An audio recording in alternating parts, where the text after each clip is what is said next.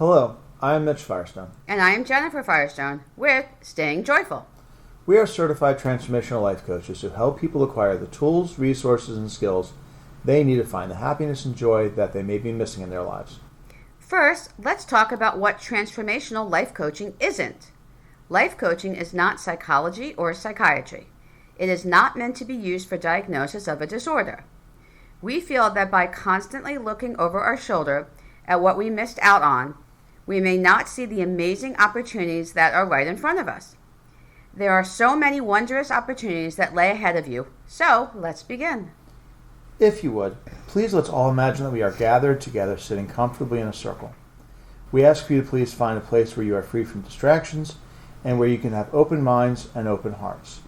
We also ask that you please try to be present in the moment with no judgment and no preconceived ideas, ready to look inwards and desiring to have improved with what has been shared here. As you go through this webinar, we are sure that you will have questions. Please feel free to email us at coach@stayingjoyful.com, and we will gladly answer them as soon as we can. We would like to take an opportunity to briefly introduce ourselves to you so that you can have a little bit better of an understanding of how and why we began this journey. We are a married couple who specialize in positivity, life coaching, inspiring joy, improving relationships, and helping families connect and grow. I've always felt a need and desire to help others make their lives and the world a better place.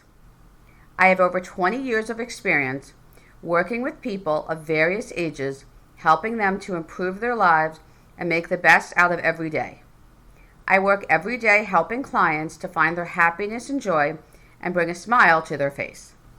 I hold many certifications in fields such as positivity, color therapy, guided imagery, happiness, master life coach, among many others. I have a bachelor's degree in social work and a master's degree in elementary education. I have 20 plus years in education helping children and families find the best way to live, learn, and love together. I have a master's degree in educational leadership with a background in psychology and years of counseling students, which has given me an insight into how improving ourselves is the best way to improve the world. I have spent a great deal of time working with students of varying needs and exceptionalities to find and achieve their fullest potential. I also hold several certificates in fields such as mindfulness, color therapy, and master life coaching, to name a few. We would like to give those of you who stay with us until the end of this webinar a special gift, so hang on with us for the next few minutes. We have found with our clients that there are a few common threads that tie most of them together. Many of our clients come to us for help with finding a way to make better choices and changing bad habits. We all have made bad decisions in our lives, and sometimes those decisions don't turn out the way we wish they had. Whether it is prioritizing our time, setting a schedule, or simply choosing to delay gratification just for a little bit, changing bad habits into good habits and making the best use of your time are key to living the best, happiest life that you can. There are a few steps in decision making. The first is to ask, what do I want? Robert Frost wrote, "Two roads diverge in a wood, and I took the one less traveled, and that has made all the difference." Though we are not necessarily suggesting that you go blazing down an uncharted path, the choices that we make sometimes mean taking a chance on the unexpected. Sometimes taking the path more traveled may not lead you to where you want to be either. So we suggest that you take a few moments to gather as much information as you can about the decision that you are wanting to make. Is the choice you want to make based on a hunch, or do you have some concrete data supporting this choice? Try not to get stuck in place researching too much information. You may never get to the point to where you want to move on to the next step, which is, what are my options? A method that has been shown to help many people is to set up a pro-con list and go over all the benefits and possible downfalls of choosing one option over the other. It may be a good option to seek others, not for their advice necessarily, but for different perspectives. You may be so close to the choices that you can't see the bigger picture. After that, you may ask yourself, what do I truly value? We suggest you try the following. Imagine that you have only one wish and that you could have whatever you want. What would that be? You may need to ask yourself why several times to get deep enough to where you can truly identify what you are seeking by making this choice. Here, we suggest you think really hard about how much do I want it and what am I willing to change in myself to get it. Sometimes choices that we make may mean we have to, using Frost's poem again, take the road less traveled. That road may have bumps, may have thorns, and that path may lead you on an uphill climb for a while. Are you willing to take that journey? Once you've answered that, ask yourself, are you prepared? What tools and resources, people and skills do you need to make it happen? Thankfully, many of us have people or places that we can go to for help in taking those new roads. Who has already taken this journey? What did they do to make it happen? What tools or techniques worked for them? Find these people and places and stock up on all you need. Then, take that first step with your head held high, your eyes open, and your ears listening for all that life has in store for you as you make this change. We would like to pause here for a moment and let you think about what changes in your life are you envisioning. What would that change look like? What would it sound like? What would it feel like?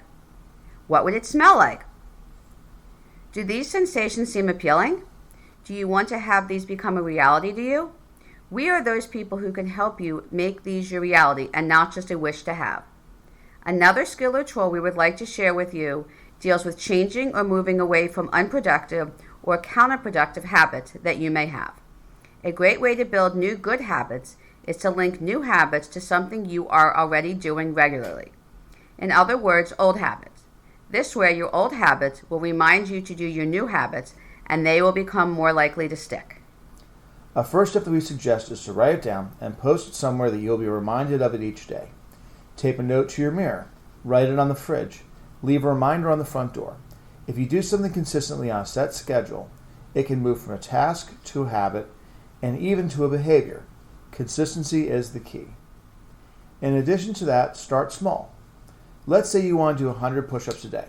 Start with 10 and work daily on trying to improve. We are not saying to put the bar so low that you don't see a value in doing it, but also do not set yourself up to fail.